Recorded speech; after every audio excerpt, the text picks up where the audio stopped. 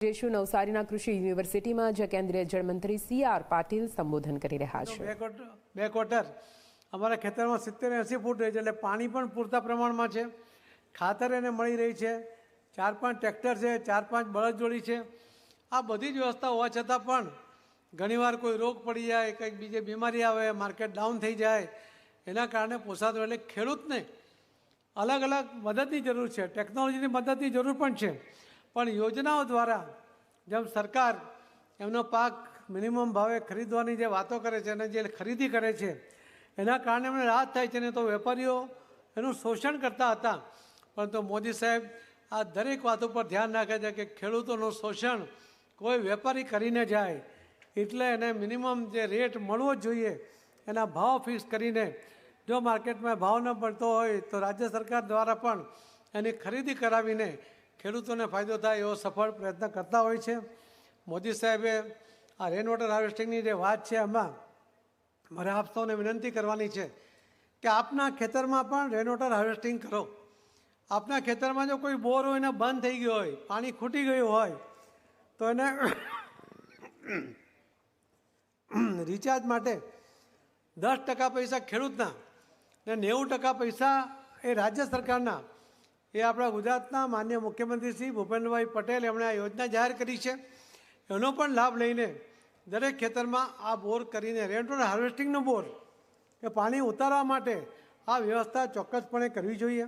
દરેકે પોતાના ઘરનું પાણી પણ એ જમીનમાં ઉતરે એના માટે પ્રયત્ન કરવો જોઈએ। હમણાં જે આપણા માન્ય કૃષિની વીસી સાહેબે જે ત્યાં મને બતાવ્યું એમાં લાખો લીટર પાણી એ 4 હેક્ટર ખેતરમાંથી જે પાણી વહીને જવાનું વધારાનું પાણી એ જમીનમાં ઉતરવાનું, એમાં લાખો લીટર પાણી એ જમીનમાં ઉતરવાનું છે। અમને આ 2 જગ્યાએ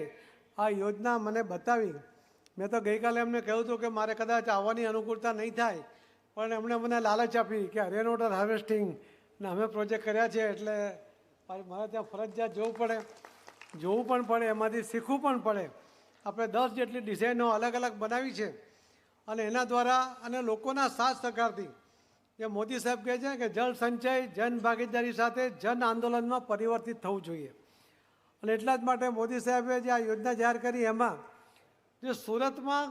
રાજસ્થાનના વેપારીઓ રહે છે એમને એક મંત્ર આપ્યો હતો કે કર્મભૂમિથી જન્મભૂમિ સુધી, અને એમણે રાજસ્થાનના 40,000 ગામોમાં દરેક ગામમાં 4 બોર પોતાના ખર્ચે કરી આપવા માટે, એટલે લગભગ 1,60,000 બોર કરવા માટેનો સંકલ્પ કરીને એમણે કામ શરૂ પણ કર્યું છે। એક બોરમાં અમને કદાચ 40,000નો ખર્ચ થાય છે, ત્યાં થોડું ઊંડું જવું પડે છે, તો એ 40,000નો ખર્ચ થાય છે, એ પ્રમાણે જો ગણીએ ને તો 1,60,000 બોરના 40,000 પ્રમાણે 640 કરોડ રૂપિયા, એટલે 650 કરોડ રૂપિયા સુરતના વેપારીઓ એ રાજસ્થાનમાં પાણી માટે એમના ગામમાં બોર કરીને જે રાજસ્થાનમાં પાણીની તકલીફ છે એ દૂર કરવા માટે પ્રયત્નશીલ છે। માન્ય અટલ બિહારી વાજપેયીજી જ્યારે પ્રધાનમંત્રી હતા ત્યારે એમણે રિવર લિંકિંગની વાત કરી કે નદીઓને જોડો, પણ આ નદીઓને જોડવાના પ્રકલ્પને ત્યાર પછી કોંગ્રેસની સરકાર આવી, 10 વર્ષ સુધી એમાં કંઈ કામ થયું નહીં, પરંતુ મોદી સાહેબ આવ્યા પછી એમાં કામ શરૂ થયું છે। હમણાં 17મી ડિસેમ્બરે માનનીય પ્રધાનમંત્રી મોદી સાહેબના હસ્તે રાજસ્થાનની અંદર મધ્યપ્રદેશ અને રાજસ્થાનની 11 નદીઓ અને 11 નદીઓને જોડવા માટેનો ત્યાં MOA થયો, અને એ MOAમાં એનું કામ હવે શરૂ થશે। લગભગ 70,000 કરોડ રૂપિયાની આ યોજના છે, અને આ 70